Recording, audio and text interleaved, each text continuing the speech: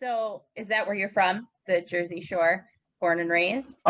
Originally northern New Jersey, in a town Oakland, which is pretty close to the border of New Jersey and New York State. Okay. I was like 20 minutes from the George Washington Bridge. Okay. Not super familiar with that area. Growing up, but no, it was nice. It was a nice place to grow up. It was suburbs, good for kids playing in the neighborhood and stuff like that. And then I moved. Where did I go first? I moved closer to where you live. I moved near Binghamton. Okay. I moved in with my grandmother after my grandfather had passed in my mid-20s, and worked for my aunt and uncle had a mining business. They mined architectural bluestone, which is like a landscaping kind of stone that's native to the southern tier of New York and Pennsylvania. And I lived there for 4 or 5 years, and then I moved back to northern New Jersey, and then to Brooklyn, and then I got the job with Umphrey, and I moved to Chicago, and that was in 2012, and then to Colorado, and then I decided I wanted to move back to New Jersey, and that was in January, and then COVID hit, and now I'm here. Nice little at the Jersey Shore, because my parents moved from my childhood home. I need to shut off these notifications. Can you hear them every time it dings? Yeah. Can you? Yeah. All right, I gotta shut it off. Because like I'll be watching something on TV, and like it'll be like a congressman or something, and there'll be like dinging going on, and I'm like, that's so annoying. Why don't they shut that off?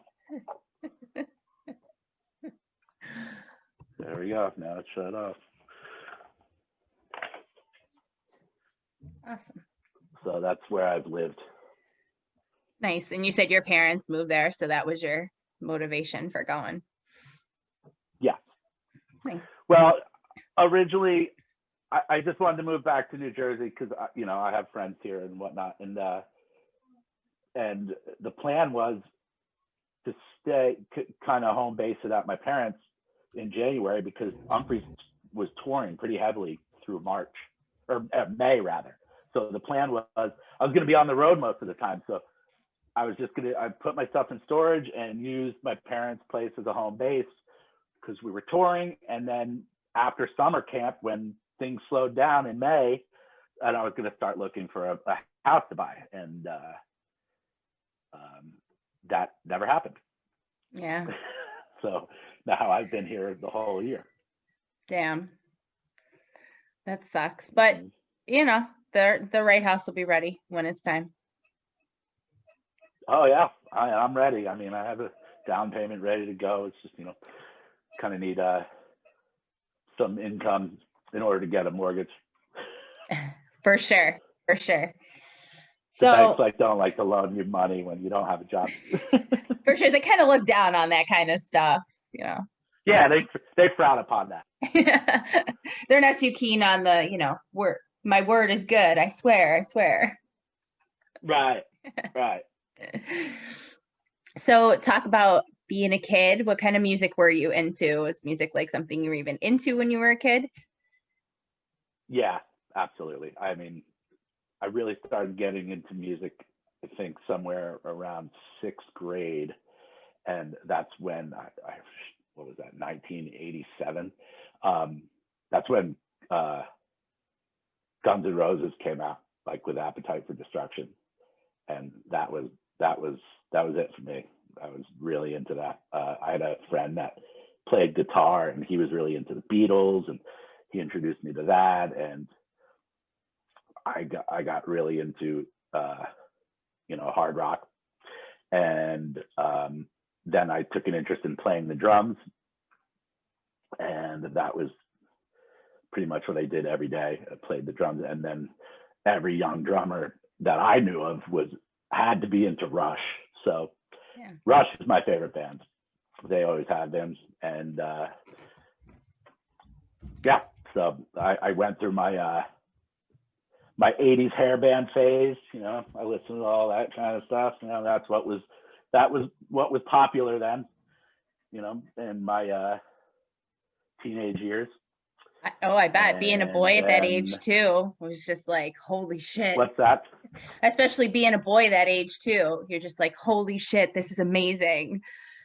Yeah, I mean, the lifestyle was so cool. Like, look at these guys.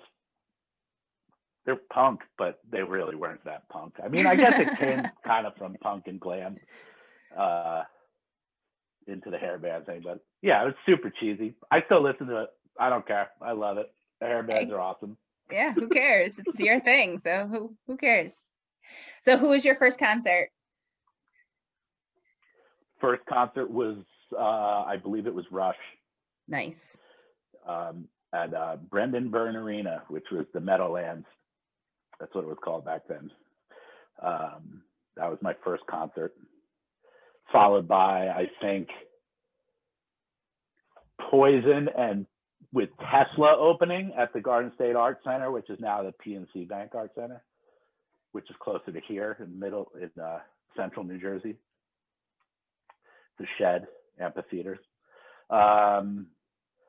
Yeah, and then I think I saw Bon Jovi. I saw Bon Jovi at Giant Stadium, and then, yeah, those were my first concerts. Then, when I got into high school, my neighbor had a band, and the guitar player in the band, he's like, "Have you ever heard of this band Fish?" And I was like, "No." So I bought a picture of Nectar and fell in love with them. I'm like, this is amazing. Like, these guys are incredible. They're like making this stuff up as they go. I'd never heard of it. I had never really gotten into jazz or anything besides hard rock at the point. I didn't know anything. And so that was really cool because, I mean, they, combined a whole bunch of genres I had no idea about. So that was definitely the catalyst and jumping point to expanding my musical scope. So needless to say, I went full head first into Fish, and then my best friend at the time was his brother, and he were really into the Grateful Dead. So then it was all that at that point. Yeah. I was going to Fish shows and Grateful Dead. Like, the Grateful Dead was I never really traveled to see the Dead except for once, Highgate, Vermont, but starting in 93 or no, 92 was my first Dead show. So they would play every year. It was the same too in the 90s. They would play Nassau Coliseum out in Long Island in the spring, which I never went to that. And then they would do like 2 or 3 shows there, I think, or even more. And then they would play the Meadowlands Giant Stadium. I think they did like 3 or 4 shows at Giant Stadium every summer. And it's like 80,000 people. It's crazy. I mean, they were playing football state. Like, that's insane. Like, only country music does that now. Like, yeah. But so I would go to the Giant Stadium shows in the summer, and that was just like the first time I went to a Grateful Dead show. It was like, I mean, the whole scene outside in the parking lot and all that was just, it was like a carnival. It was incredible. So I was fully into that. And then in the fall, they played Madison Square Garden, and they would do like 9 shows at Madison Square Garden. We'd cut school. It was a whole process, like just getting tickets back then. We would go to Tower Records on a Wednesday. We'd cut class, go to Tower Records, wait online to get a bracelet, to wait online the next day to get the tickets. Yep. So, it was a whole thing. It was like, it was a whole sequence of events every time you did this. But all of it was so much fun. And then, going into New York City when you're a teenager and seeing Grateful Dead. It was quite a scene, seeing all these, you know, weird people at the time, hippies walking around, all different shapes and sizes and colors and dreadlocks, and, you know, being offered all sorts of things, substances. It was something. It was, Yeah. so that was basically my you know, all I listened to in high school was Phish and the Grateful Dead, pretty much. And obviously, at the time, that's not true. At the time, the grunge scene was in full swing, so I was definitely into Pearl Jam, Nirvana, Soundgarden. I still had some heavy hard rock elements going on. You know, I played drums in band, and I was in a couple bands, and, you know, Metallica was huge. So I was still, but as far as going to concerts, it was just Phish and the Grateful Dead. That's all I did. Makes sense as to why you for Umphrey's now. Well, as to what you were all into. It's funny because being that Rush is my favorite band, I've always thought this, that Rush is my favorite band, and they're a prog rock band. And then I was really in the jam band, you know, as far as Phish and the Grateful Dead. So you would think like the natural progression of that would be into Umphrey's or Mo, but I never listened to them. Really? I hardly knew who, I had no idea who Mo was, and I hardly knew who Umphrey's and Mcgee were when I started working for them in 2012. I didn't listen to any other jam bands. So how I got into the music business was, my best friend is Joe Russo. I went to high school with him. I've known him since 8th grade. And, you know, as his career started to, I mean, I followed him. This was the other music I was listening to. He went through his whole, you know, musical journey. You know, he moved out to Colorado and joined with these guys as band Fat Mama. And they were really into like 70s Miles improvised music, jazz mixed with, I mean, they were pretty aggressive. It was an interesting band. But you know, I would go see them all the time. I would hop on tour with them for fun and help them out. And then I'd go to see them, you know, they'd play at the Wetlands. I don't know if you remember the Wetlands in New York City. I never went, but I know of the Wetlands, yeah. So it was basically a jam band music venue in Lower Manhattan that was amazing. It was, and at that time, I think Pete Shapiro, who owns Brooklyn Bowl and Lock-In Festival and all that, he had just purchased it when Joe and I were, you know, just after high school, in the you know, 97, 98, I think, somewhere around there. But we would go. He wasn't really into the Grateful Dead, which is funny. But we would go in on random nights and hang out at the Wetlands, and I'd go see Fat Mama and whatever, and follow them around. And, you know, and I saw bands like Ulu and Lake Trout, and the Disco Biscuits were there all the time. And who else did we see a lot? I don't know. And then there was this whole downtown like jazz scene with that Joe was really into, and these jazz guys that I wasn't really a big fan of. It was like guys like John Zorn and Bobby Previtt, and it wasn't jam band stuff. It was like improvised jazz that made no sense to me. Like a lot of it was like noise to me, but whatever. So that was his journey. And so after going through all that, and I'm trying to think where I was. You're talking about getting a job in the music scene, yeah. Right. So I moved up. Then going back to when I lived with my grandmother upstate, I was away from all that because I was living, like, you know, the Binghamton. Like, I was in a very rural area, and I wasn't really going to shows back then. But that's when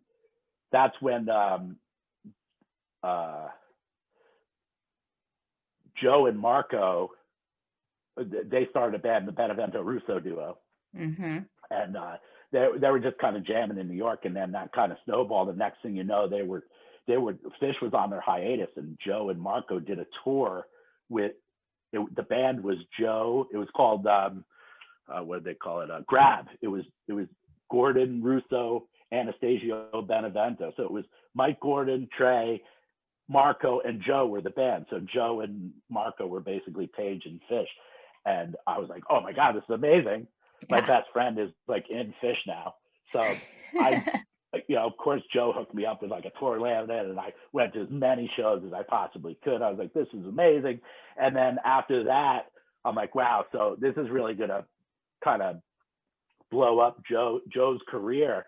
And then that's when he pretty much like, dude, come work for me, get out of, rural New York. I was a truck driver at the time. And so I moved back to New Jersey, and then I basically went to work for the Benevento Russo Duo, and that was my first job in music. And I was just helping. At first, I was just helping him set up his drums every night, and that just kind of snowballed. We didn't have much of a crew. It was myself, Brian Aiello, who is a very close friend of mine, who was the tour manager, who I still talk to today, and my friend Mike Baudet was the keyboard kind of tech, and then we would have a sound guy. Derek Borst was one of them. So it was just us and touring around in a van, and that was my first experience, like actually getting paid to be road crew. And so that was 2006 and 7, I think. And so I did that. And then we did a co-headlining tour. The Benevento Russo Duo did a co-headlining tour with Grace Potter and the Nocturnals. And we all piled into a tour bus. And this was my first tour bus. And we all both bands piled into a tour bus. And we did this short tour with those guys. And that's how I met them. And their tour manager was leaving. So she recommended me. So then the Benevento Russo Duo was kind of settling down. They weren't really doing much anymore. So I went to work for Grace Potter, and I toured with them for a year. And then that just ran its course. And then I had met other people in the industry, Pete Costello, who's Joe's partner and manager for J-Rad right now. We became friends, and he took me under his wing, and he got me jobs with like bands like Lettuce and Soul Live, and I did a tour or two with Break Science, which is Adam Deitch from Lettuce, and Boron Lee, keyboard player, and so Break Science, I did that, and then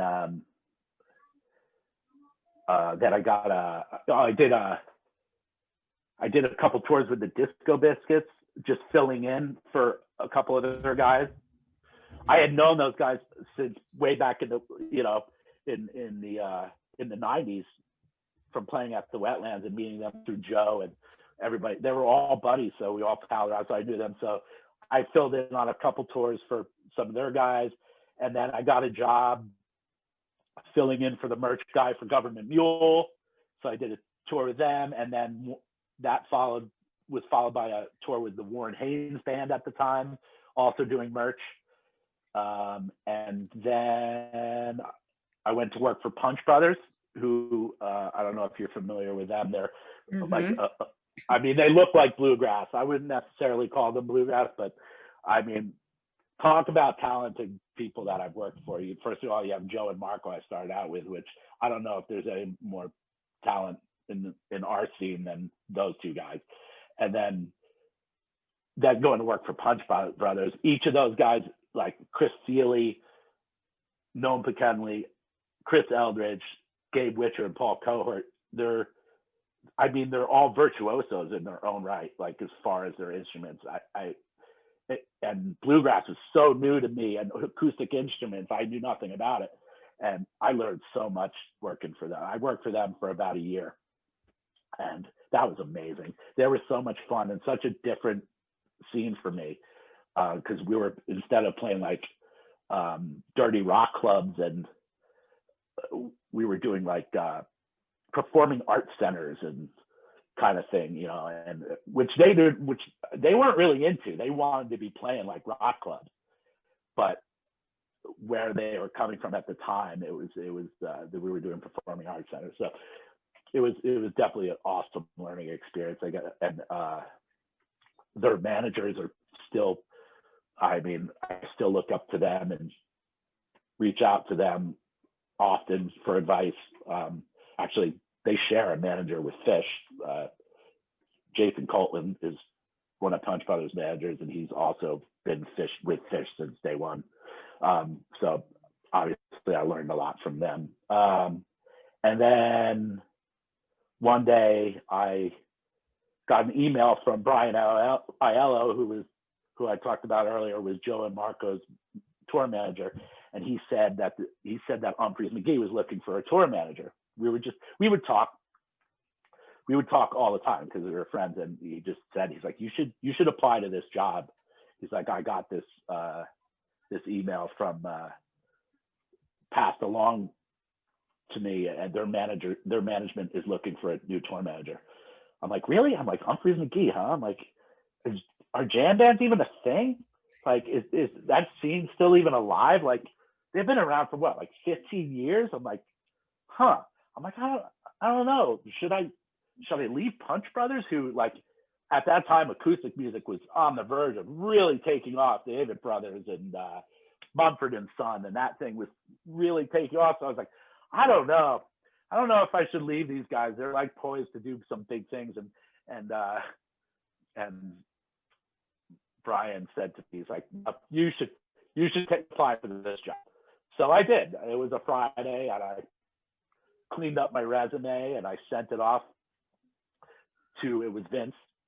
I sent it to Vince Iwinski, and he literally called me back within 30 minutes. And he's like, you know, you list all your references here, and I know all these people personally, like they're personal friends of mine. How do we not know each other? I'm like, I don't know. He's like, well, book yourself a flight to Chicago for Monday. He's like, we want to meet you in person. So the next Monday I flew to Chicago and sat down with Vince, Kevin, and Don. Don Richards was their former tour manager. And I sat down with the three of them and I met them, and we had a lunch meeting, and that was great. And I ran into Ryan Stasek at their office, and that was the first time I ever met him. The only person I had met from Umphrey's before at that point was Brendan, because Brendan sat in or filled in for Scott Metzger in Bustlin' Your Hedgerow at the Abbey in Chicago. Is it? They did a show, and Brendan filled in for Scott Metzger, and that's how I met Brendan. And yeah, so that was my first interview with Umphrey's, and then I don't know how much time went by, a week or two or something, and Vince called me and said, he's like, listen, so we're doing our New Year's run in St. Louis, and we'd really like you to come down and meet the team. And I had no idea what that meant, but so I booked a flight, and they had a hotel room for me, and I basically was shadowing Don for the 2011 New Year's run at the pageant in St. Louis. Wow. And so when they said meet the team, I didn't realize what that was. I mean, you have I should have done better homework, but you know, I learned who the band was, and I met their crew, which there were 6 of them at the time, including Don, and then Vince and Kevin and the managers, and then there was a few other office, Rachel, who works in the office. I had known her because she worked festivals, and I had met her at Lollapalooza. She worked Lollapalooza in Chicago. I had known her, but then there was just like not only the girlfriends and wives, which there were so many of them, and then there was 15 years of close friends and entourage, like Lou, like Aaron Mayette. Like I met him that weekend, and he was so excited to meet me because him and Stephen Britz, who work for us now, they had their Midwest Peeps thing, and they were doing street team work for Umphrey's for years, like all the way back to like Alibaba Tahiti, like Jake Dave's, like his old band. Like they had been around forever. And I met these guys that weekend, but there was just it was such an overload of people. I couldn't remember everybody. I remember Louis like a year or two later, like, dude, we met that weekend. I'm like, really? I don't even remember that, but I felt bad about that. But yeah, so I met the whole team, and I guess they liked me, and I went to. So that was the years, right? I literally went on tour as their tour manager a few weeks later in January, and Don came out with me for like a week or two. That's Umphrey's Mcgee in a nutshell. How close as family they are, and how much everybody. Their old tour manager came on the road with me to make sure that his guys were going to be taken care of. That's unheard of. Mm-hmm. Like anytime I've stepped into another tour managing or a crew position with another band, you get almost nothing from the previous. It's almost like what's going on in government right now with the transition. Like they're getting nothing. Like that's normal. Yeah. But Don was there, and he made sure that his guys were going to be taken care of, and so that was awesome. Yeah. He shared so much,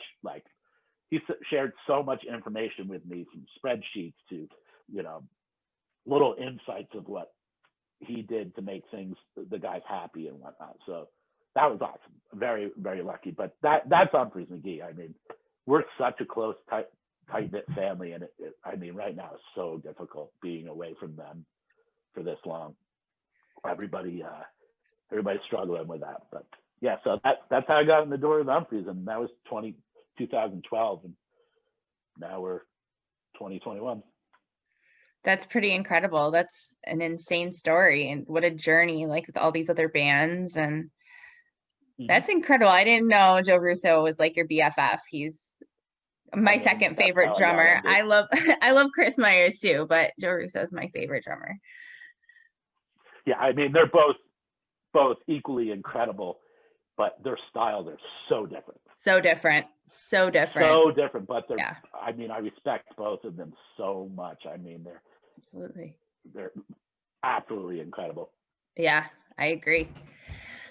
So I want to ask, what was it like when everything happened in March? You guys were slated to do a shit ton in March and all the way to summer camp. And so go back to that day.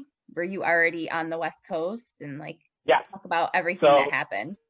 So March 12th was doomsday for everybody in the music industry. That was the day that it basically ended. So we had a show in San Diego on the 12th scheduled. So everybody had flown into California, except for Joel, who lives out there, because I had the buses meeting us in Los Angeles to start our West Coast run. And we were going to do, everybody flew to LA. We were going to go to San Diego. Then I think we were in LA, and then Oakland, and then we were slated to play Terrapin. And that was that week. And so everybody flew in, and we had already been, the COVID thing was being talked about. I mean, I had a meeting with management and our agent about protocols we needed to start thinking about as far as being safe.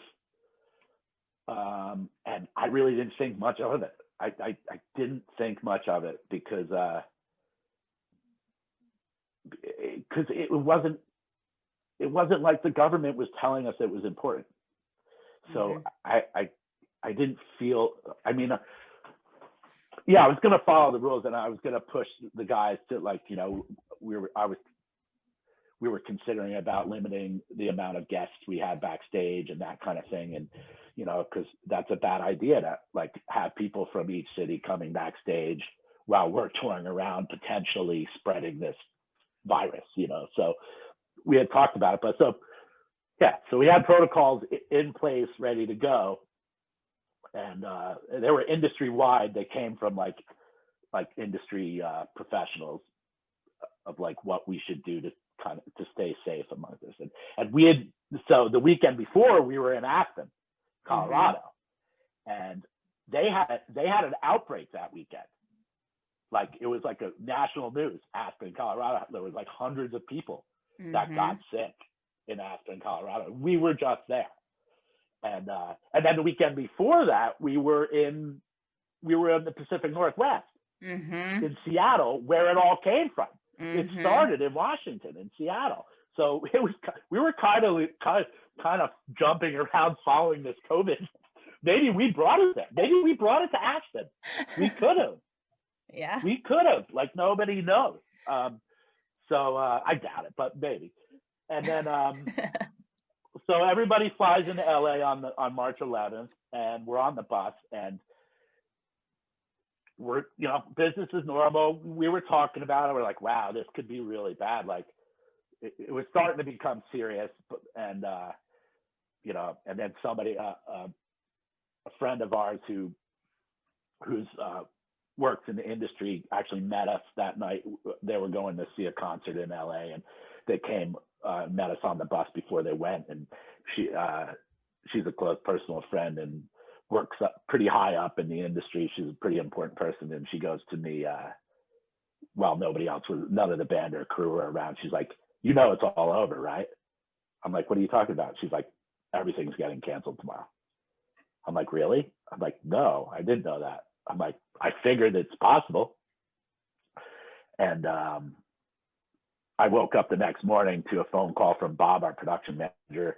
He's like, hey, man, you got to get the bus over, because we drove overnight to San Diego, which isn't far. So we woke up in San Diego, and he's like, you got to get the bus over there. We got to load. We got to take some of the gear out from there. I'm like, what are you talking about? He's like, dude, it's canceled. The governor of California canceled all gatherings over 250 people. I'm like, okay, I'm still sleeping. So let me get my head together. And at that time, he was just going off of like news, CNN or Fox or something. And so I wanted to hear it from, the venue or from the promoter. It was a Live Nation show. I wanted to hear it from them. And so we got the bus over there. So we were all together, and the crew, they were really anxious. I think they were scared, and they wanted to get home. So they were like kind of hectically moving around, because we had like gear prepared, because we were going to Iceland the following week. Yeah. So we had gear in certain spots, like under the buses, that needed to go back on the truck. Or no, it was because we were in Aspen, and we had gear under the buses that needed to go on the truck. So they were frantically moving around and moving gear, and because they wanted to go. So I was like, okay, I pulled them all together. I was like, listen, guys, let's not be hasty here. We got to be methodical about this. We don't even know what's going on yet. And listen, I'm going to get all you guys home today. Trust me. I just need your help. I need somebody's help. Like, first of all, everybody needs to eat. So it's like, could somebody help me with that? Like, I'm going to start making sure this is for real. And then I'm going to get our travel agent on the phone, and we're going to get flights home today. Everybody's going home. I promise you. And that's basically how, the venue didn't even know. Like, the production manager of the venue showed up, and they're like, he's like, what's going on? He's like, it's canceled apparently. He's like, what? I haven't heard anything. They didn't even know. But yeah, it's sure as shit though, the governor, I checked, the governor's like, all events are canceled over 250 people. So that was our whole week. There was a possibility we could have still done Terrapin though, because that was less than 250 people. Right. But that eventually got canceled too. So yeah, so I got everybody on flights, and everybody flew home that day. I actually stayed overnight. We went back. Most of us went back to LA. Some of us flew out of San Diego. I stayed overnight in LA just to make sure everybody got home, and I flew home the next morning. Or no, I took a red eye that night because I was flying back to New Jersey. But that was it. That was the end of the. It was very abrupt. It was like kind of no warning. we had feelings, but yeah. And then, then it was interesting after that because, we were, the feeling I felt at the time was, okay, we'll be back by Red Rocks by June. By, June, we'll be back. And so we just got to wait this out. It's not that bad. But then as like April and May went by, I started to lose faith that we were going to do any shows in 2020. Other people, I'm not the most optimistic person. I'm kind of more of a realist, and I actually need to work on that a little bit. But other people were trying to stay optimistic, and I was having phone calls with them every once in a while. I'm like, yeah, I think you might want to like start looking for some work, because I don't think we're going back to work this year. But it was awesome to be able to do the drive-in shows that we did. And be able to see the guys. I also took a road trip in August for a month. Basically, I drove. First, I went and visited a couple of pretty much every crew guy. Stopped in Michigan, visited with people there. Then went to Chicago, saw Brendan and the guys there, and then I headed out west and I went to see my friend in Idaho, stayed there for a little bit, and then went to Colorado, then drove back to Illinois, and that's when we were doing our drive-ins in Illinois. So did the drive-ins in Illinois, went back home, and then we did the drive-ins down in Atlanta. And at the time, I felt it was okay and it was safe. I felt like the event producers and I was doing my best to make sure that we were safe. I took a class in like COVID safety class for TV and film and music production, and so I used a lot of what I learned there to make sure we say. And at the time I thought it was safe, and and I haven't heard any reports of anybody ever like those events becoming super spreader events, but I didn't really consider the fact that and this is me speaking. I'm not speaking on Umphrey's behalf. This is just me personally, but I didn't really, now looking back at it, I didn't really consider a lot of people probably traveled to those events, and there was nothing. We have no control over we could keep people and put in place. The event can put in place rules at the venue, but there's nothing stopping people from having hotel parties or that kind of thing, which kind of concerns me now. I think about it, like that happening now, I wouldn't be into it. I mean, I wouldn't, because the numbers have just gone crazy up. So who knows? Hopefully things settle down and we can do some shows later this year. I'm looking hopeful about that. I hope so too, because I really would like to go to a show. That was the major reason why we didn't go, is because of the traveling. Like, that's as much as I wanted to go. I didn't feel comfortable traveling, and there was a lot of rules here in New York State with quarantine, and I watched it from home. I mean, I knew I wasn't going to be able to hug my friends anyway, so I was like, I'm not gonna go. So how did you feel about setting up the event? Was it pretty similar? Yeah, I mean, it was pretty much business as normal, but for outdoor events. But there was just extra precautions, and I mean, there was the event producers had what were they called?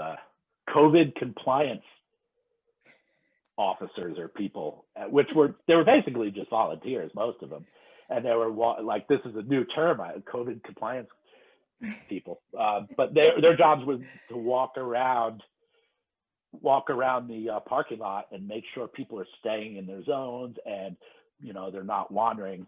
I mean, the protocols they had set in place were worked, and it was done well.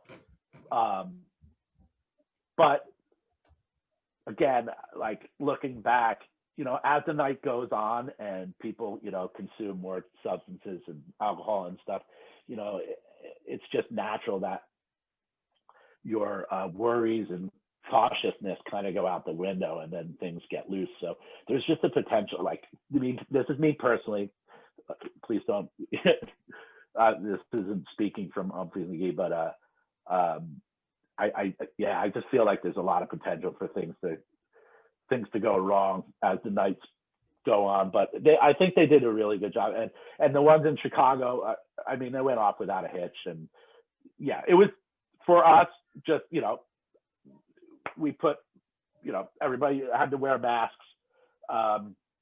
We all agreed to it. Nobody, there was no protest at all as far as the crew or the band, whether about wearing masks. The band, I said, obviously, when you guys walk on stage, you take the masks off. I mean, you're farther enough apart. I mean, I think the guidance I learned from that class is, with 6 feet, but anybody like playing like a wind instrument or singing should be 8 feet apart on stage. Like, I mean, people really thought this stuff out. Like, it was very detailed, this class I took. So, our guys are so spread out on stage, and it's not like, they don't interact on a normal day that much. Like, it's like, Jake and Ryan sometimes, will do some, dueling bass guitar kind of stuff, but, they kept that kind of to a minimum. But I felt we were safe. The crew guys wore masks the whole time. And, I had gone through, I had gotten everybody tested. I had learned a lot about testing this year, and what worked and what didn't work. And I actually found these home test kits. Here's one of them. That they you email them and you create an account, and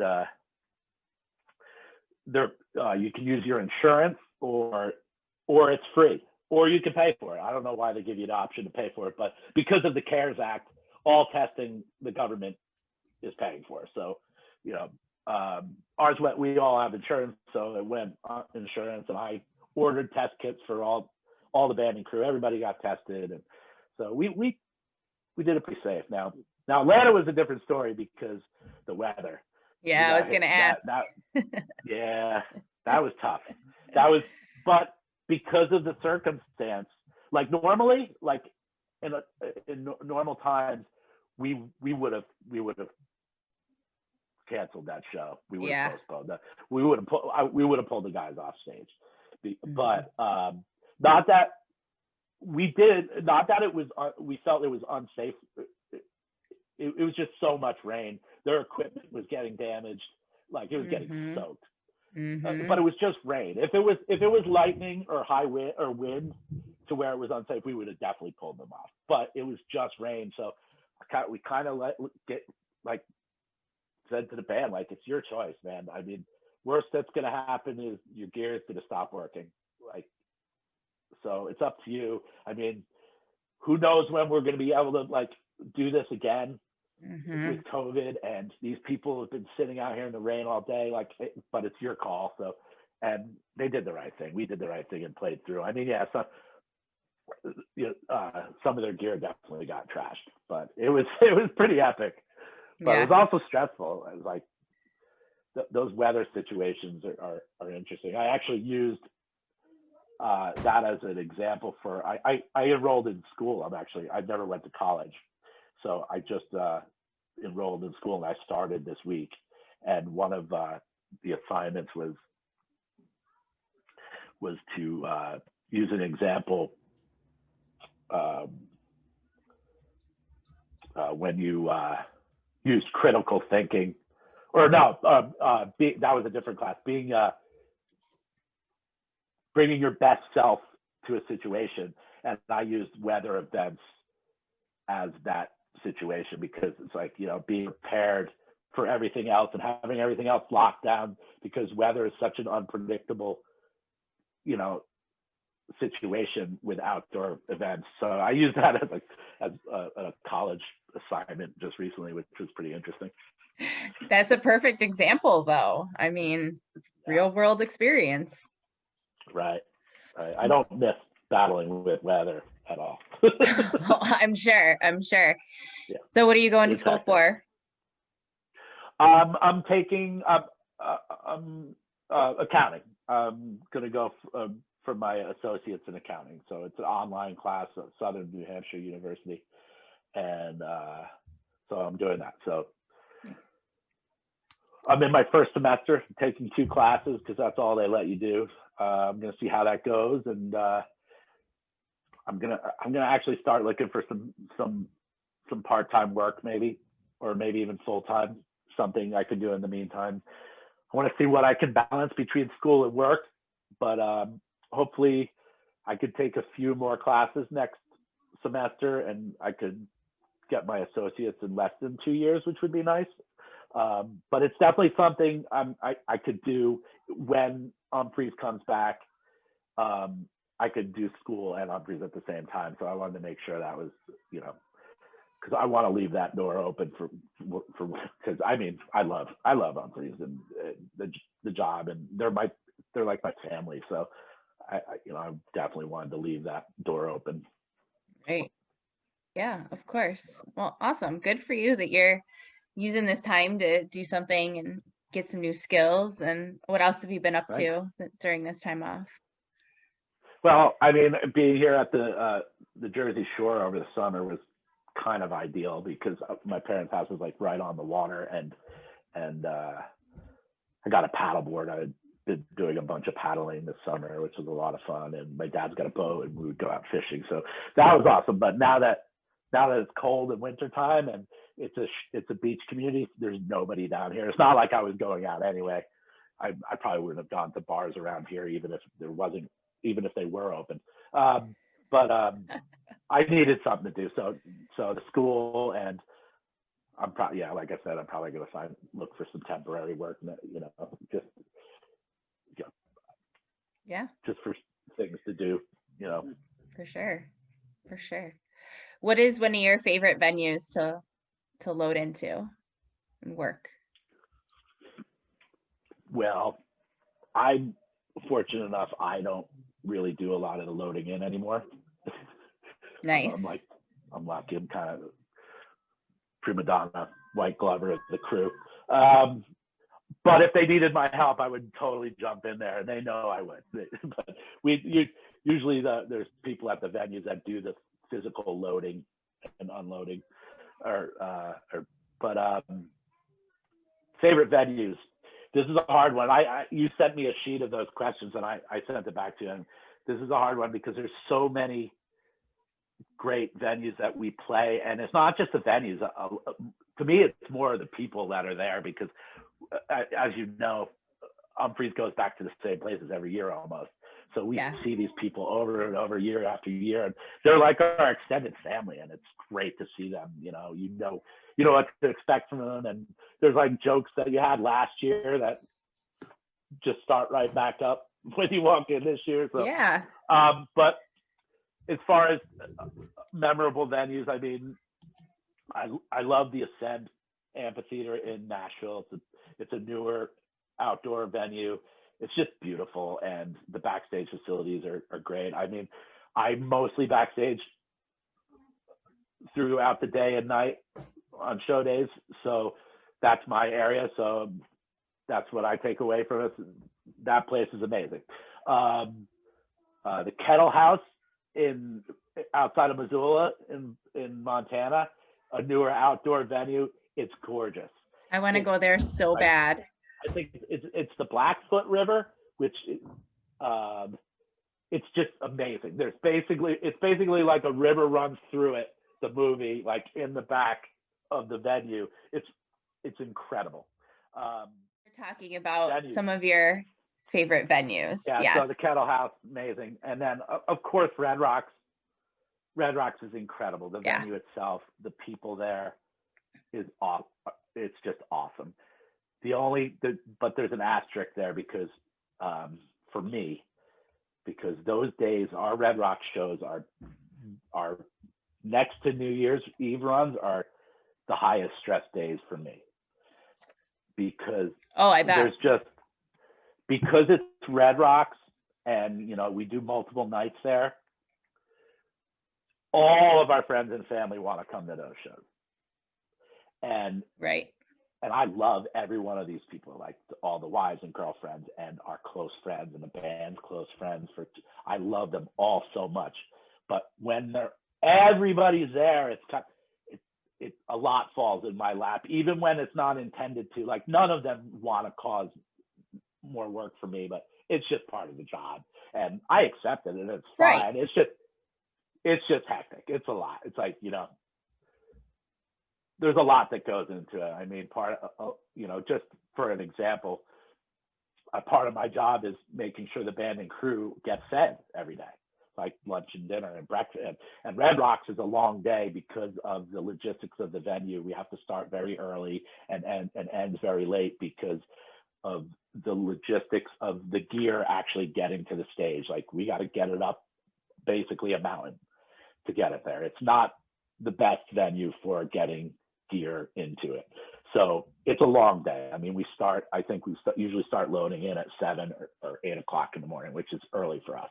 So breakfast is involved in it. So there's 3 meals. But you know, when the wives and girlfriends and family members are there, they want to eat with their family. So like, Right. that's just one instance where I have to plan for that. Like, you know, now on a normal touring situation, like if we're playing like we're playing the Canopy Club or something, any other venue in the country, there's 15 of us on the road, 6 bands, 9 to 10 crew guys, you know. Then there's 17, 18, 19, because then you got our truck driver and 2 bus drivers. So you know, just under 20 people on a normal tour. Red Rocks, we will have a video team with us, which is, you know, 2 to 5 people. Then, you know, I'll bring in Matt from our office, you know, Matt Heller, as an assistant, because I'll need help.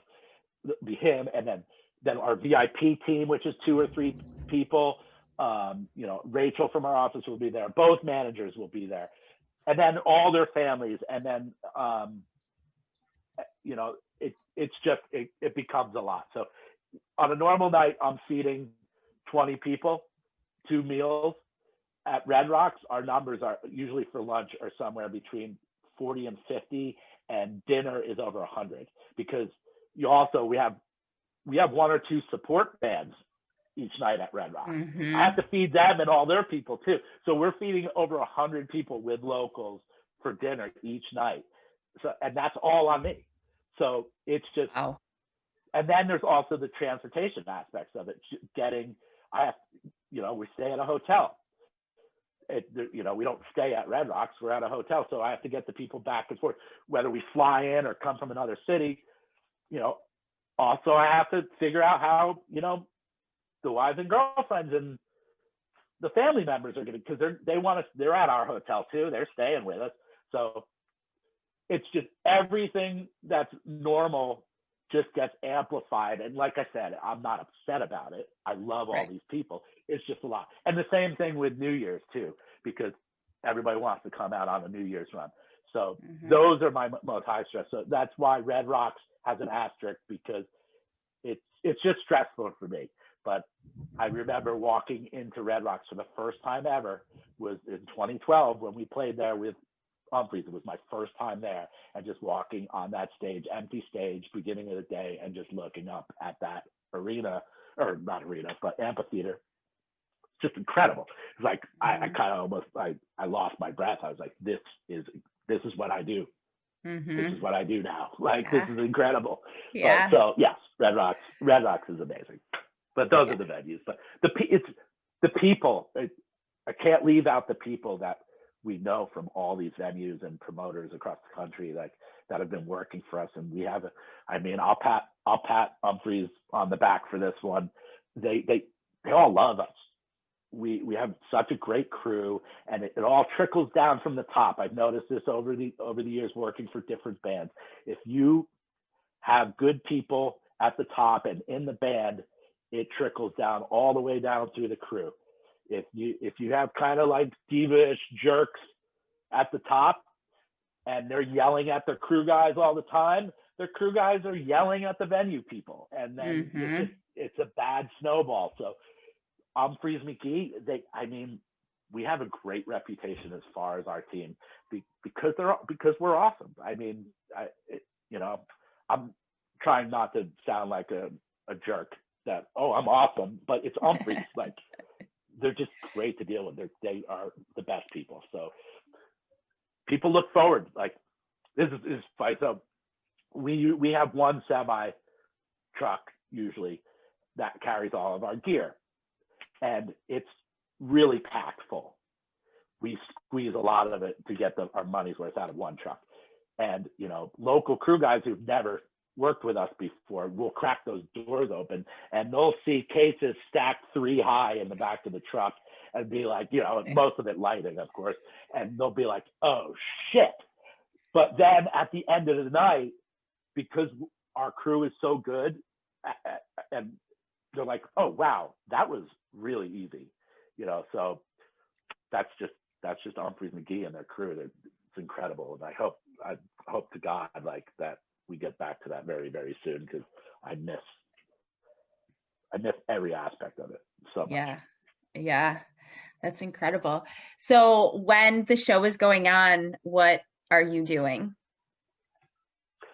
I am usually backstage in my office. I set up an office backstage every night. Usually it's just a dressing room.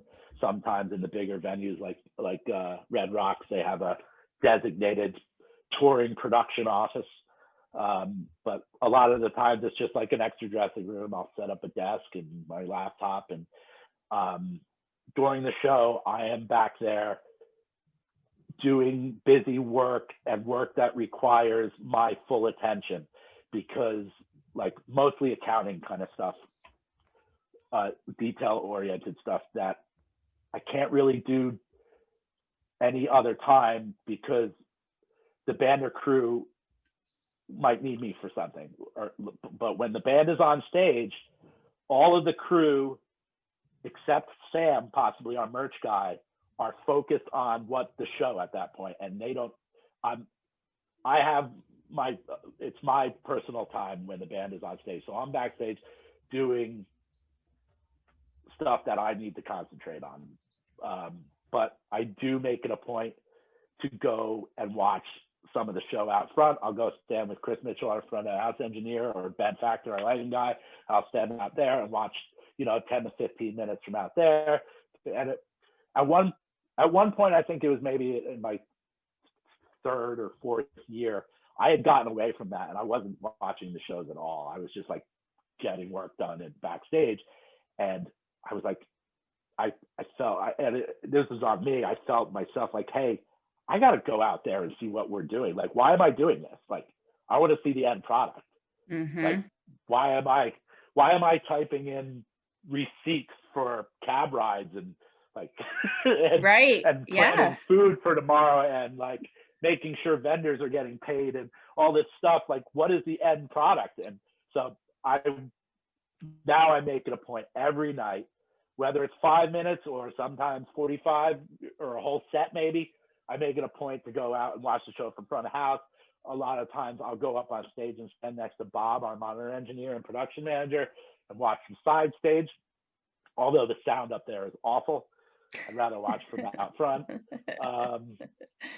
So, and I'll go around and make sure all the crew guys are okay, tap them on the shoulder and ask them if they need anything, and see how the show is going, check out the band, listen to some of the show, watch the lights, and see why I'm doing what I'm doing, why I'm working hard every day. This is why, like, to make these guys not have to think about anything except the music, or the crew guys about their job. That's my job, is to make sure everybody has what they need so they can focus on their job at hand. Nice. So what is a memorable fan encounter, good or bad? Whew, wow, I wasn't prepared for this one. Memorable fan encounter. Oh, okay. I didn't encounter this person. but Okay. this is definitely memorable. We were at the Riverside in Milwaukee one year. I think it was a Halloween run, and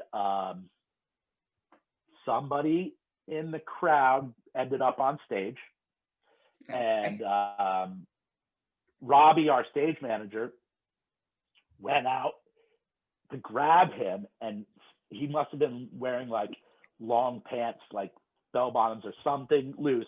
He stepped on his pants cuff, and they both fell. And it looked like Robbie tackled him, but they both fell on stage. Anyway, so he got him off stage, and I guess handed him off to the venue security. And he got away from the venue security and ended up on the fire escape of this building out into the alley where our truck is parked, and ended up on top of our truck, which is really just a top of like any like semi tractor trailer, like a box truck. It's like thin plywood. Like he could have fallen, like it's not structural, nothing goes up there. So he could have fallen through. He got off of that, got down off of the truck, then ended up in the road and through a construction cone through the restaurant window next door. Yeah, that was definitely one memorable. I was like, wow, that's must have got into it that night. Definitely got twisted. Crowd, like, pace yourself. Yeah. When Brendan reminds the crowd on a multi-night run, pace yourself, that guy was not listening. That guy needs to drink some water. Like, yeah, he needs to have some water. Go in timeout. Like the naked guy at Brooklyn Steel. There's another one. I didn't get to meet that gentleman either, but me neither. I'm sad. I was in the bathroom like right before it, and then I came out, and then I heard about it, and I'm like, what the fuck? Like, I missed it. I was mad. The best part about that were the memes. Oh, absolutely. Were the memes afterwards, like the one like where what artist was it? The one where he's reaching up to God. That one was incredible. I mean, oh man, the naked guy. Oh, so incredible. Like, where was he going? Where was he going? And apparently when he went into the woman's bathroom, he was wearing clothes. Yeah. So he took them all off. Like, oh man, just talking with the security after that. Like, he's like, dude, that was crazy. And then I thought about it. He must have been on some sort of substance. I imagine LSD. Or something. Yeah. But then I thought about that. I'm like, oh no, he's in like lockup in Brooklyn right now. That cannot be. Like, I'm sure some tough Brooklyn police station they're not sensitive to the needs of somebody that's on a hallucinogenic substance. I'm like, wow, he's having a really bad night right now. I'm like, oh no. Like we like at the Grateful, I've always heard at Grateful Dead there was people that like handled that kind of situation, like could talk people off of a bad trip or something. But yeah, we don't have that. We don't have that at Umphrey. But they would have like tents. I think they had them at Woodstock too, and you could go in if you're having a bad trip, and they talk you down. Right. We don't have the budget for that quite yet. But someone in the community needs to start that, apparently. I mean, you know what? I would say though, if security had brought somebody like that to me or any of our crew, and we visibly saw what they were going through, I know that any of our crew, including myself, if we were brought that person, which that usually never gets to us, but we would make sure they were taken care of in respect. I mean, that's part of my job is communicating with venue security every night, going over what we need of them backstage. And I have a meeting with the heads every night, and part of my spiel or to them every night is, hey, listen, we love our fans, and they follow us around the country, and they're, for the most part, 99.9% of the time, they're very respectful. They look out after each other, and we want them treated right. There is very seldom an instance where, and this is me talking to security, that you should be aggressive towards any of our fans. Mm-hmm. And, you know, there's going to be a knucklehead every once in a while. It's very rare, to be honest with you. I mean, because I ask security each night to give me a report of what went on, whether there were any transports, whether they be medical or police, like somebody needed to be taken away. Mm-hmm. I want to know about it. You know, I mean, underage drinking, that happens every night probably. I don't need to know about that. But if somebody was misbehaving or hurt or something to where they needed to be taken out of the venue, or I want to know about it. And it's very, very, very rare. But I tell them, like, there's really I can't think of many reasons why any of you or your team should be aggressive towards our fans. I mean, unless they're being completely like physical with another person, or they're endangering somebody else or themselves and need to be like physically restrained, I understand. But, you know, other than that, I don't see why. Yeah, I make it very clear, like, we respect and love our fans, and they travel all over the place to see us, and we'd like to keep it that way. And we don't want to we don't want a reputation like that maybe some other bands have, where their crowd is a bunch of crazies, because ours aren't. Our fans are amazing. They're incredible. Like, any fans watching, you guys are awesome. Keep it up. Keep up the good work. I agree. Definitely the greatest fan base, and the most supportive and caring, and definitely. I agree. So what are a few things that you never leave for tour without? My wallet, my telephone, and my laptop. Pretty much everything else can be easily replaced. Yeah. Underwear, socks, charging cables, batteries, you know, clothing, any of that kind of stuff can be replaced. Yeah. But my wallet, I mean, I have the band's credit card in there. I need that. Right. Actually, maybe not. I could probably just do it just with the number. But whatever. I got that. Yeah, my wallet. I'd kind of be naked without my phone, but again, I could probably get that replaced pretty quickly. Everything I have that I need for Umphrey's is in the cloud. Like, so if any of you hackers out there want to find out everything I have, you could probably do that. So even if for something like my laptop got left somewhere or something, and I could use anybody's computer, and everything's in the cloud. Nice. So, but yeah, those are the three things I definitely need. I mean, personal items that I take with me, I mean,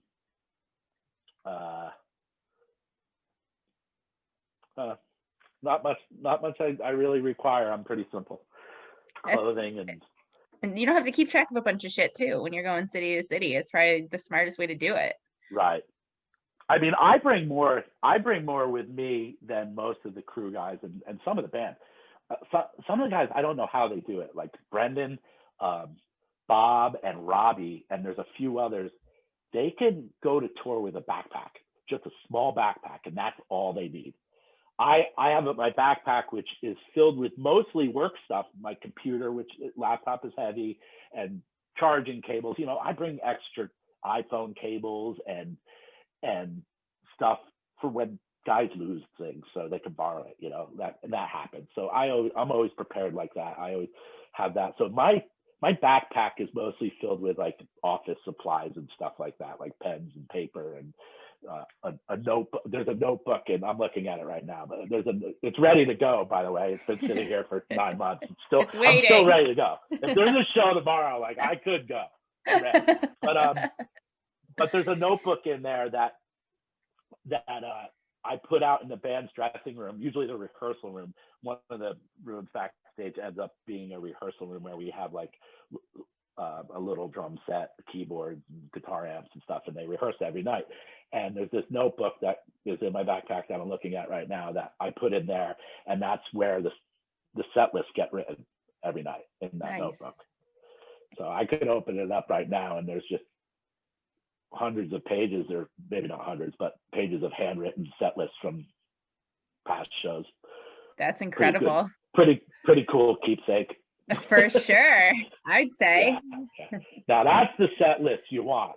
The one that you get, the printed one that the people end up with. I made that is Helvetica. I think 24 is the font size on Microsoft Word. You could do that yourself. Is that bold font too? What's that? I said, is that bold font too? Oh yeah, everything's always bold. I try to make it as big and bold as possible. Yeah, so that can be made by anybody. I use HP bright white inkjet paper.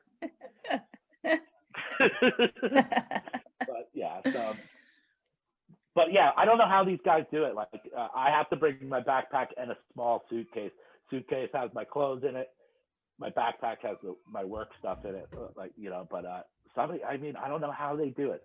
We're only out, everybody gets a chance to go home every 4 days the way we tour now, but still, I tried once fitting it all in a backpack, and I ended up breaking the zipper on the backpack.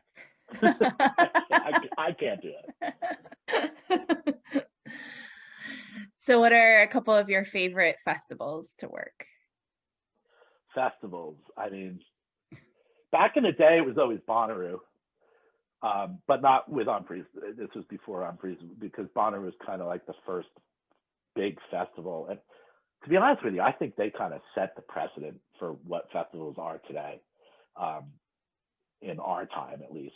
I mean, obviously Woodstock and back in the day, those were huge. But as far as like modern festivals, where the festival scene has become so prevalent, and these massive festivals, I think Bonnaroo like wrote the book on that. And it was awesome, because back when I first started going with the Benevento Russo Duo, and then and I'd been there with the Disco Biscuits and a bunch of other bands, and backstage it was like a jam band family reunion back in the 90s and 2000s. Or actually, there was no Bonnaroo in the 90s. It was in 2000s. But yeah, you would see all your friends from other crews and bands, and so that was awesome. It's not really like that anymore. Bonnaroo has kind of become more like a Coachella. It's more of a pop festival now than it's not really a homegrown jam band music festival anymore. Although there are some jam bands that still get offered to play there. But yeah, Bonnaroo was always great. But now, favorite festivals. I remember with Umphrey's, one of my favorites was Hangout Festival. Was awesome because it was on a beach in Mobile, Alabama. That was incredible. We haven't been there in many years, but that was a great festival. I like Lock-In, because Lock-In is like what Bonnaroo used to be. It's, you see all your jam band friends, and and like I said, I've been going to Wetlands that Peter Shapiro owned back in the 90s, so I've known that dude for a long time. So it's awesome to go to his festival, and he's amazing. What a incredible person for our scene. Like, he is an amazing visionary and cheerleader and supporter of the jam band scene. Yeah, so Lock-In, awesome. I like Peach Fest up in Scranton. It's pretty cool. It's a cool venue. What's another one? Summer Camp's awesome, because it's kind of it's Umphrey's and most kind of festival. We're there the whole time, and we do multiple, and you just camped out there. And well, we don't physically camp anymore, but we're staying at hotels. But I'm there for a week, a week or so, and that's always fun. And we kind of have the run of the place, so it's almost like when like my buddy who's a tour manager, not talking to anybody in specific, comes to summer camp and is playing the Sunshine Stage, you know, I'm kind of, you know, I'm there to greet him and be like, yo, whatever you need, like we kind of like welcome to our festival kind of thing. So that's always kind of fun because it's kind of our thing. What other good festivals?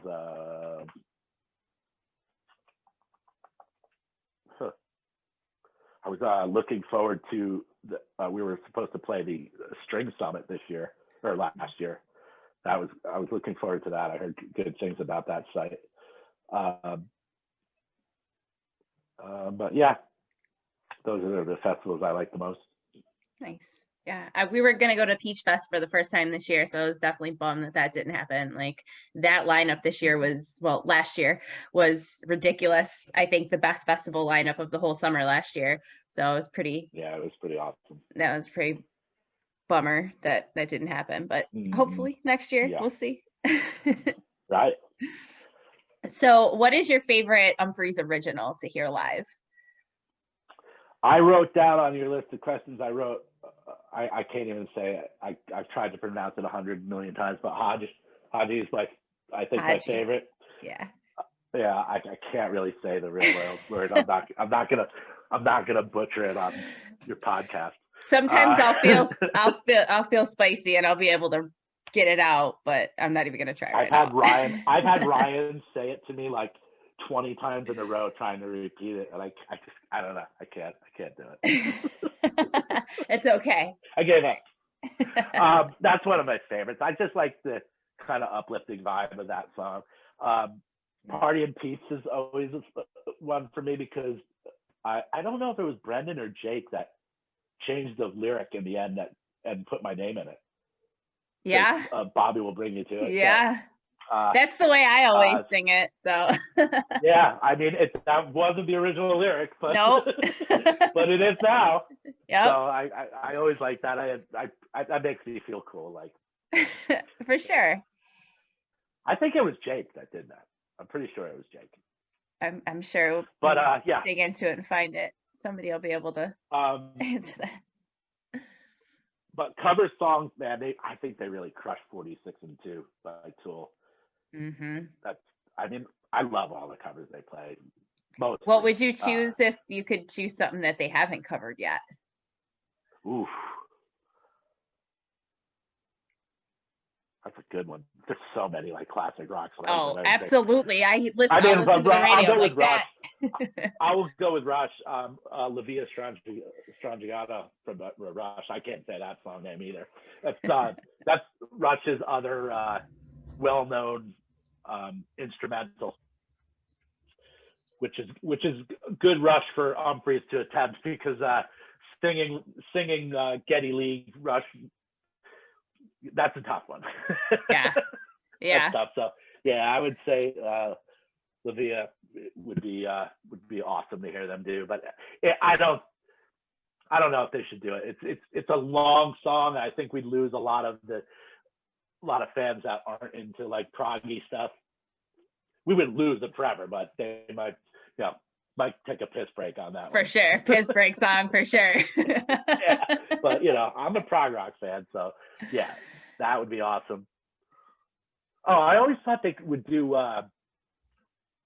Carry On Our Wayward Son. What's that song by Kansas? Yes, I think so too. I was just saying this the other day. That's really, so funny. Really well.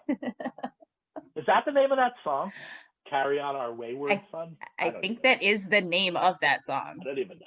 But you know what song I'm talking about. Totally know what song you're talking about. Another kind of like classic prog rock anthem. I feel like there's a couple Kansas songs that they would cover really well. Absolutely. Yeah. I mean, Umphrey does a really, really great job with covers. I like the way they just nail them.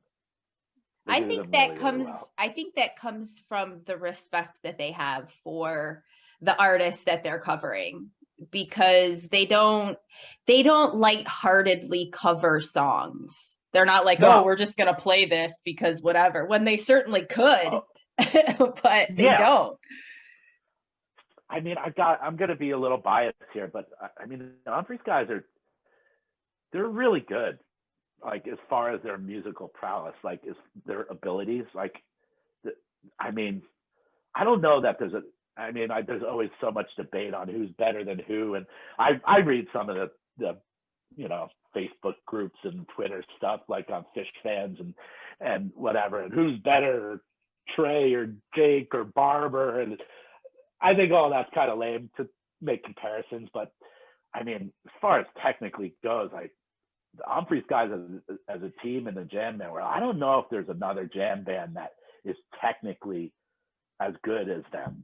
I really don't. I mean, and like I said, I wasn't an Umphrey's fan before I started working for them, but every jam band kind of has their thing in their little area, but Umphrey's, their technical ability allows them to really, do some crazy stuff. Yeah, I agree. That other bands couldn't really pull off, or I sometimes I'll question that, like why a band played a cover, and I'll listen to it, I'll be like, wow, this is awful. Mm-hmm. And they didn't do this well. I'll be like, why did they go through with it? They didn't have to. yeah, absolutely. That's exactly what I think. They don't want to mess it up. I'm kind of a perfectionist. I'm a perfectionist too in everything I do, and everybody I've been around, like my best friend Joe Russo, he's a perfectionist. Umphrey's guys want to get it right. The guys from Punch Brothers who I worked for, they were perfectionists too. Like, so when I see other musicians, or I mean, this is going to be an unpopular opinion here, but I feel like the jam band community is as a whole is sometimes okay with mediocrity, as far as like a band going for something and not hitting it is disappointing to me. Like, you're not going to go to a Beyonce show and see her miss the fucking high note. It's just not going to happen. Like, if it does, it's very rare. Like, or one of her musicians, if one of her musicians like drastically mess something up, like in the night, like, I mean, they're probably going to get fired. But and on the other spectrum, when you go to, like, if you go to see a jazz show, or in jazz in general, and where I believe that like improvised music originated, but those guys who started like doing like Miles Davis, they already pretty much mastered playing straight like jazz without improvising, like playing like they already mastered that. So I always, and this might, like I said, it's probably an unpopular opinion, but I always feel like before you can go and start improvising, you really should master like playing structured songs and stuff like that. Like, and the best example of a band not doing that is the Grateful Dead, to be honest with you. But they took like, they just threw that all. The part about them was that they just threw that all, any sort of like rule book to the wind, and just played. And there were magical experiences that came from that. But there also is a lot of really bad music in there. Yeah. Like, there were nights where and I feel like Umphrey's doesn't have those nights.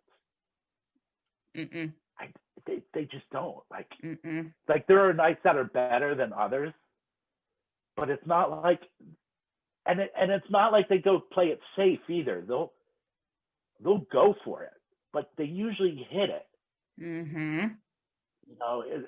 There's just not a lot of drastic mistakes I've seen with other bands, and I'm not going to name any, but we've all been there when, like, I know this song because I've heard it 100 times, you just really messed up like the main riff of that song, like or somebody came in at the wrong time, or they're or ended separate, like it wasn't a solid ending, like they like the song didn't end together. That always that's just counting, like I mean, if you like, come on. Like, did you guys just all start playing together 20 minutes ago? Like, what happened here? Right. So I've always had that feeling, like there's like the jam band community definitely, I feel like, accepts mediocrity at times. Yeah, now but that you said, say you that, also, yeah, I would agree with that, honestly. But there's also like when you think of like punk rock, or like I said, like Guns N' Roses was one of my first bands. If you listen to their like old recordings and like rock bands, like they weren't great musicians. They weren't like amazing technical musicians, but it's not like they were trying to do something they couldn't do. That's the point. Like punk music and garage rock and roll is supposed to be rough. It's supposed to be dirty, and and that's okay. But those guys still would end on the same time, or start the song for sure. You know what I mean? Or come out of like a section of a song all together. Like that's what would bother me, like when I would see a band and like they just totally flubbed up a whole section of the song and get lost for a while, and whatever. But we'll move on from that. End of rant. Umphrey doesn't do any of that.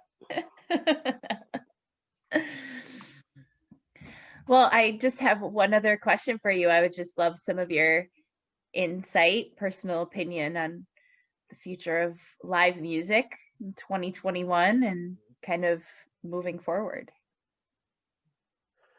Like, okay, this is a tough one. Like I said, I'm not always an optimist, or optimistic rather, but doing what I do, I love it more than anything. So I want the music industry to come back fast, and I want it to happen very fast. But the realist in me, I also want it to be safe. I don't feel that we should be putting people in harm. I get it. I mean, there's so much, all these bands and their crews and people, that everything like this, there's so much that hinges off the live entertainment industry, that all these people are out of work. Catering companies, bus companies, trucking, the amount of hotels we stay at, all this stuff like has been affected. The janitors at the venues, the ushers, all the local crews, the sound and light vendors. I can go on forever. All these people, I want them, and including me, and I want to go back, and all these people deserve to be working, but I don't think they deserve to be working over the general population of our country and society's safety. And I don't think at this moment that it is safe to put large groups of people together yet. I don't, to be honest with you, at this point, I don't feel it's safe to have any groups of people. Like, I think who you live with is who you should be with right now. I mean, that's just where we are. The COVID numbers are staggering, like right now, like the amount of people that are being hospitalized and have this. I tested positive last week. Did you do that? Right? Yeah. Well, I did know that. Yeah. I tested positive for COVID last week. I feel great now. I'm going to test again on Friday. Hopefully it's gone through my system. I live with my mother and father. My dad also tested positive. My mom just tested 2 days ago. We should get her results soon. But I think people should stay with their, it's amazing how fast this thing is spreading. And I think people are doing themselves and the people they love an injustice to think that it's not going to happen to them. But moving past them, I was originally this summer, I was hopeful that we would start seeing some return to outdoor music outdoor shows in the summer, this coming up summer 2021, and possibly maybe getting back into indoor games in the fall and some sort of like at reduced capacity, some sort of normal but reduced capacity. But seeing what I'm seeing now as far as like how this vaccine is being rolled out very ineffectively, and the Herculean task that it's going to be to get the amount of people vaccinated that need to be vaccinated for herd immunity or whatever to happen. I mean, I have serious doubts that 2021 is going to have any sense of normalcy as far as music, as concerts go. That's my honest personal opinion, and I hope I'm wrong. I really, really, really do. I want to go back so bad. I want to see Brendan and Ryan and Joel and Chris and Andy and Jake. I want to hug them, and I want to just talk with them like I was every day and live with them and the whole crew, Bob and Robbie and Sam and Chris Mitchell and Ben. Poor Ben, he becomes part of the team, and then it all shuts down. Like he works for like 2 months, like a month and a half. I know, like he was going to be able to show his chops to everybody, and on like a Umphrey size lighting rig, and damn it, and I mean, he impressed me so much. He's incredible. He's incredible. He's incredible. I mean, what a great person. I'm glad I was able to go to the caverns before everything happens. I was so glad I got to watch him. The caverns. Oh. Was that your last show? Asheville was, so I did the caverns and then the 2 nights in Asheville, and then that was it. Cool. But I'm glad I went to the caverns. That was incredible watching him light that up. Like that was something else. Think of a show at the caverns in the times of COVID. See, it was warm and dank in there. What was that like loading into there? That whole thing. It was like only one in and out, right? It was a logistical nightmare. Yeah, I bet it was. I mean, everything had to come through the front of that cave and into the back. There was no infrastructure in there either. There was no backstage, so I had to. Yeah, you were walking through. Yeah, through the crowd. Yeah, and they didn't have like a really good plan for it. Like we had to walk like through the crowd to get to the stage. Yep. I hated that, but I mean the whole. It was awesome. We're in a cave. It was a really cool thing, but it was like those days are like. But I knew what to expect. I knew what it was going to be. And we deal with it, and it's fine. But it's not my favorite thing. Yeah, you didn't mention that in your favorite venues, so. No, it's not my favorite. It's one of those things you're like. That day. Yeah. Why? It was one of the worst. It looked like a hurricane had rolled through it. Well, there were not very many places to stay. Like I think we stayed. There was only like 2 or 3, like right there. I think the closest town, which was pretty far, was Manchester, where Bonnaroo is. Yeah. Yep. I think that so. Yep. And the quality. I think we stayed at like the Super 8 or something. I think we stayed at, or like a Quality Inn or something. It's like right by the gas station and shit. The Quality Inn was one of my other choices. Where did I forgot where we were at. It was one of those kind of hotels. It was awful. Yeah. But there was a Waffle House right there, which was nice. Yeah. That's always a perk. Waffle House breakfast for the crew guys is kind of like a tradition. Is a thing. I mean, some of the band guys aren't in the Waffle House, but whatever. They're lost. I love it. Yeah. I'm like, well, here's your options. There's Waffle House or you don't eat. That's all there were.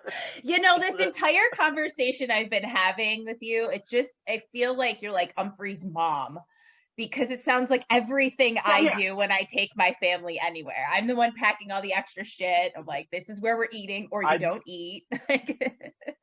I mean, if you want to really simplify what my job is, that's it. I'm the den mother. You're the den mom. I'm the den mother. I mean, that's the oversimplification of what I do. Yeah. It was incredible. Oh, for Umphrey's crew? Yeah, like donating stuff and people bidding on stuff. Like I it was mean, incredible. it's the feeling like I can't believe how like that. There's been a few like Joel did a week and Brendan did. Joel's done 2 weeks of his like weekly streaming thing where he took donations again to the crew, and Brendan did a week of it, and then you did your thing, and there was a couple like how the fans have showed up for us, like, you know, is incredible. Like I mean, again, like our fans are the best. You know, it's super appreciated, and none of us. I mean, we're all. I mean, thanks to the CARES Act, we've all been collecting unemployment, and it's still going.